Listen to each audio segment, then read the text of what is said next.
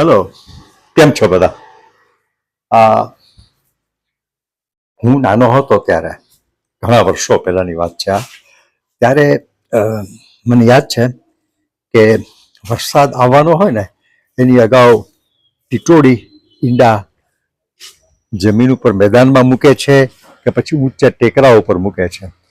એના ઉપર વરસાદ કેવો આવશે, 12 આની 14 આની, એ નક્કી થતું. એક એક એવી માન્યતા હતી. પછી વરસાદ લંબાય ને એટલે શું થતું ખબર છે? મને હજી યાદ છે, ડેડકો અને ડેડકી બેને પકડતા. હવે એ મને એ વખતે નહોતું સમજાવતું કે આ ડેડકી છે એવી ખબર કેમ પડતી હશે. પહેલી વાર ડેડકા અને ડેડકીને પરણી અનુભવીઓને કદાચ ખ્યાલ આવતો હશે. અને પછી એ લોકો એમ બેને લગ્ન કરાવે.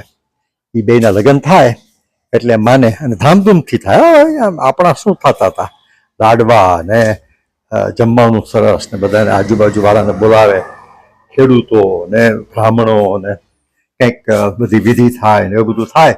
અને પછી એકદમ આમ આશાથી રાહ જોવાય કે હવે તો વરસાદ આવશે જ. હવે આવતો કે નહીં મને બરોબર યાદ નથી, પણ આ બધું એટલે હું કહું છું કે મારા એક મિત્ર છે પ્રફુલભાઈ, એમણે મને હમણાં જ એક નાનકડો પોસ્ટ મોકલી વોટ્સએપમાં. એમાં એમણે આ યાદ કરાવ્યું એટલે મને યાદ, હું તો ભૂલી ગયો હતો. એમણે કીધું કે આ યાદ છે તમને? હા બરોબર, યાદ આવ્યું. પણ એમણે પછી જે ટ્વિસ્ટ કર્યો છે એ ગજબનો છે કે હવે લગ્ન તો નથી કરવાના, છૂટા છેડા લ્યો, આટલો બધો વરસાદ પડે છે તો. એટલે હવે છૂટા છેડાના કોઈ સારા વકીલને શોધવામાં આવશે. એ દરમિયાન બગીચાને તો બહુ જ મજા આવે છે. જો અમારો બગીચો કેવો ફૂલો ફાયલો છે, એકદમ આમ green green green green green green green green green છે ને, આવું છે.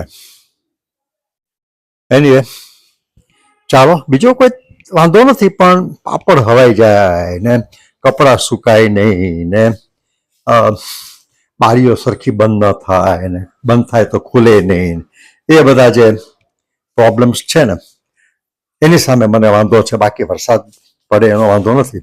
ઓફકોર્સ ખેડૂત ભાઈઓ માટે આ માવઠા નહીં સારા, એ હું સમજું છું. પણ હવે શું થાય બોલો, કુદરતની સામે આપણે લાચાર છીએ એવું વડવાઓ હંમેશા કહેતા એવા છે અને કહેશે, અને માનવું જ પડે કેમ કે હકીકત છે. સાચું ને? ચાલો તો બધાને ખૂબ ખૂબ સૂકો ઉનાળો. એટલો બધો સૂકો નહીં કે જેથી હોઠ ફાટી જાય, ગાલ ફાટી જાય અને ખૂબ ક્રીમના થપેડા કરવા પડે, પણ આવો ભીનો પણ નહીં. ચાલો, બાય બાય.